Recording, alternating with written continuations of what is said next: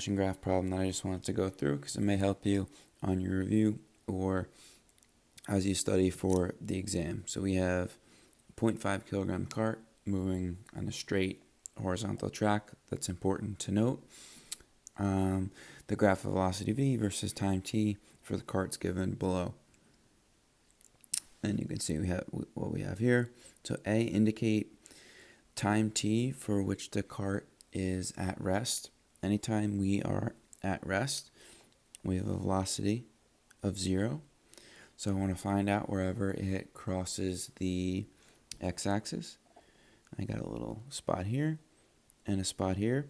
So our answers, or time t, would be at 4 seconds and 18 seconds. Now moving on to part B. Indicate every time intervals for which the speed, the magnitude of the velocity of the cart is increasing. And right away, I want to go and I want to jump to where I have positive slopes, right? No, don't get tricked. So for every interval where the speed is increasing, even if we're moving in the negative direction and we are accelerating, our speed is still increasing because we don't care about direction. So what we want to look for in this case is wherever it's moving away from the x-axis as time goes on. So here we're moving towards the x-axis, so that won't work. But as soon as we stop and we move away from the x-axis, we are going to have an increasing speed. Here we're moving towards, all right, our speed's decreasing. Same here.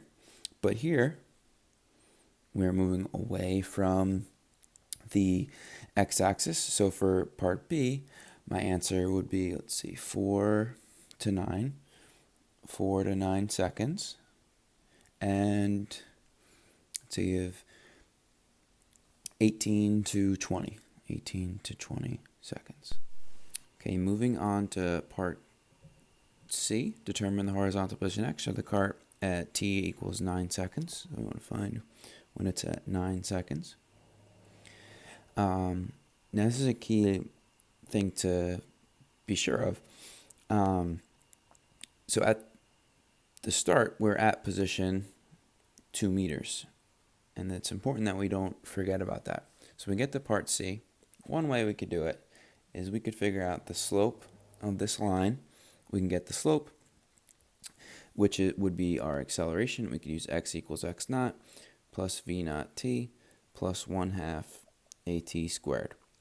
We would have the acceleration from the slope, the initial position's 2, and we have our initial velocity, which is 0.8 based on the graph, and we know it's over a 9-second interval. So we could do that. We could also remember that for a velocity versus time graph, the area under the curve is the displacement. So from 0 to 9 seconds, we could break it up into 2 different triangles. When I'm above the x-axis, I'll have a positive value. And when I'm below, I'll have a negative value.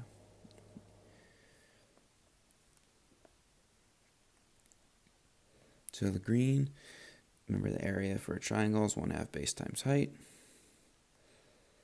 We have a base of 4 seconds. Remember, always put units, 0.8 meters per second. And then for the red, set it up. It's a 5-second interval. And we have a height of -1 meters per second. So I have those set up. When I multiply those out and add it up, I should get that the total area under the curve, so the area equals -0.9 meters. So over this 9-second interval, we travel -0.9 meters. But remember, we started at x equals 2 meters, which gives us a final x position of 2 minus 0.9, or I could add 2 plus -0.9, and I get a final x position of 1.1 meters. Here are my setups for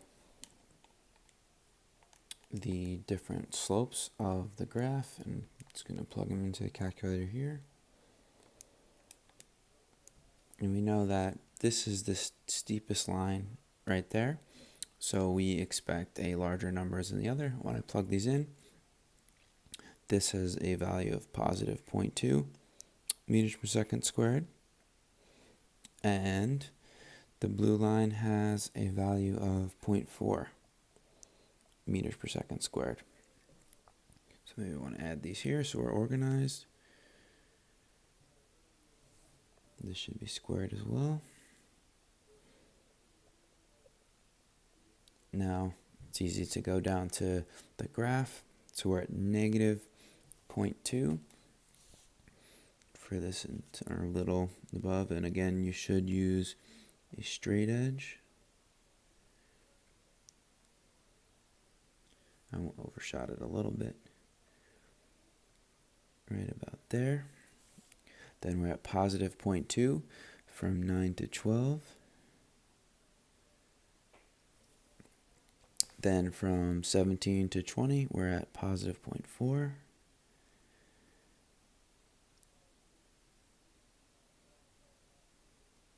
And there we have it. That is what our graph should look like. Now on to part E. Continues with a constant horizontal velocity. It's always good to note, which is 0.4 meters below the track. Neglecting air resistance, we want to know the time the cart leaves until it hits the floor, and the horizontal distance. So the Vx here, if it continues, is 0.8 meters per second. So right away, when we have a horizontally launched projectile off of some cliff or bridge or table, we are in free fall. So that's what I want to use. I want to use my free fall formula. So we'll assume this is on Earth. It has a height of negative 0.4. So we end up 0.4 meters below where we started. Negative 10 meters per second squared. And we're looking for this time. So we'll plug that in.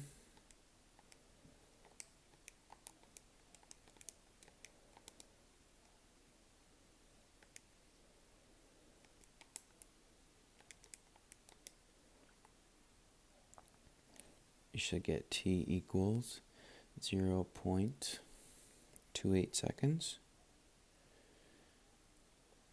Then we want to do, so this is I, we want to do 2.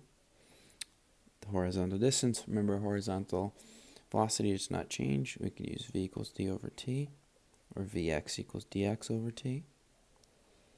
We have the horizontal velocity, which is 0.8 meters per second.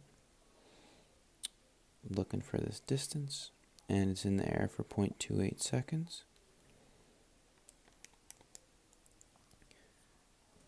And it travels a total horizontal distance of 0.22 meters.